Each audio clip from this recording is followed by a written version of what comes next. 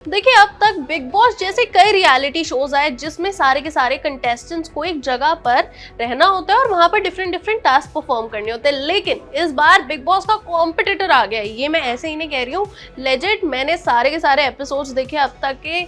ये जो शो है इसका नाम है राइज एंड फॉल और बिग बॉस के साथ साथ ये सलमान खान को भी टक्कर देने के लिए अश्नीर ग्रोवर का एक मास्टर स्ट्रोक है। मास्टर स्ट्रोक ये वर्ड में क्यों यूज कर रही हूँ, अगर अभी आप राइज एंड फॉल देख रहे हो तो आपको पता ही होगा। और हमें ये भी पता है कि सलमान खान और अश्नीर ग्रोवर की क्या पुरानी कंट्रोवर्सी है। जी हाँ, तो उसी से रिलेटेड ये शो है। अगर अश्नीर ग्रोवर का नाम आ रहा है तो दैट इज फॉर श्योर कि यहाँ पर पैसे का तो भैया गेम है। तो इस शो का जो कंसेप्ट है वो यही है कि एक बड़ा सा टार है, उसमें दो लेवल्स है। एक है आपका पेंट हाउस और एक है बेसमेंट लेवल। कंटेस्टेंट्स डिवाइड हो जाते हैं। कुछ कंटेस्टेंट जो है वो पेंट हाउस में रहते हैं। पेंट हाउस का मतलब होता है सारी की सारी लग्जरीज, मतलब आपको जो खाना है, जितना भी लग्जूरियस आइटम्स का लुफ्त उठाना है वो आप कर सकते हैं। और एक है बेसमेंट एरिया जहां पर आपको सोने के लिए बेड तक नहीं मिलेगा। जी हाँ, ऐसा ही इस शो में हुआ है। चलिए आपको फटाफट से थोड़ा सा इस कंसेप्ट के बारे में बता देते हैं।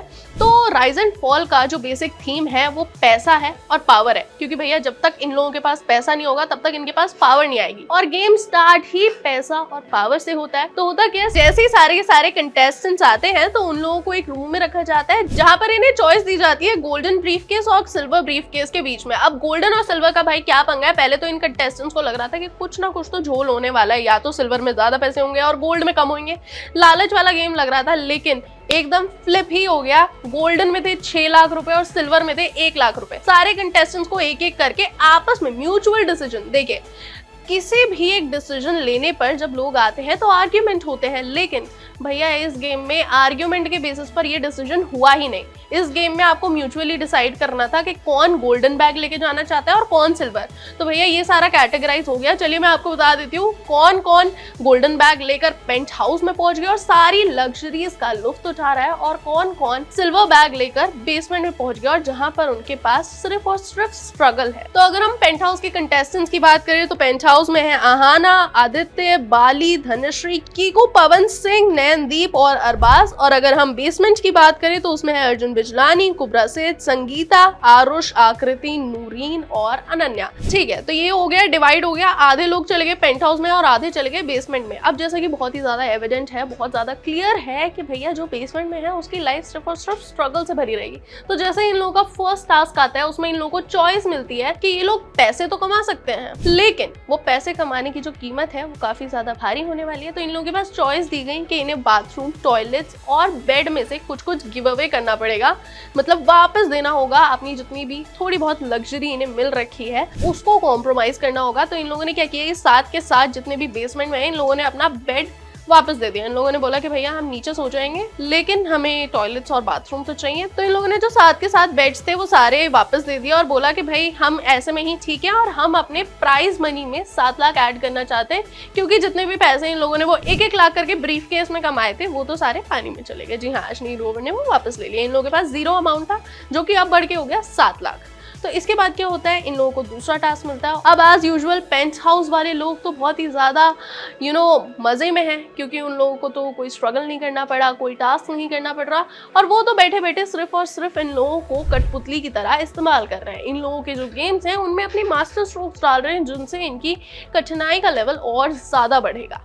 सेकेंड टास्क में जो पेंट हाउस वाले हैं वो लोग इन लोगों के लिए डिफिकल्टी लेवल चूज करते हैं, जिसमें इन लोगों को आइस के बड़े बड़े ब्रिक्स होती हैं, आइस को फोड़ के उसमें नींबू निकालना होता है और उसके बाद अपने मुंह से नींबू निचोड़ना होता है, जिसमें ये लोग टेरिबली फेल होते हैं because the paint house people made it worse. उन लोगों ने 25 ग्लास, इतने बड़े बड़े ग्लास भैया कोई कैसे नींबुओं से निचोड़ सकता है। That was very difficult and it was next to impossible, और ये चीज़ हर किसी को ऑलरेडी पता थी। इसके बाद आता है नॉमिनेशन की बारी। नॉमिनेशन में भी एक ट्विस्ट आ जाता है। नॉमिनेशन में क्या होता है कि जो बेसमेंट वाले लोग हैं उन्हीं में से आपस में उन लोगों को डिसाइड करना होता है कि कौन नॉमिनेट होगा। तो बेसिकली 2 लोगों को अंदर भेजा जाता है, थर्ड पर्सन होता है वो भी बेसमेंट वाला ही होता है जो डिसाइड करता है कि मैं इनमें से एक बंदे को नॉमिनेट करना चाहता हूँ।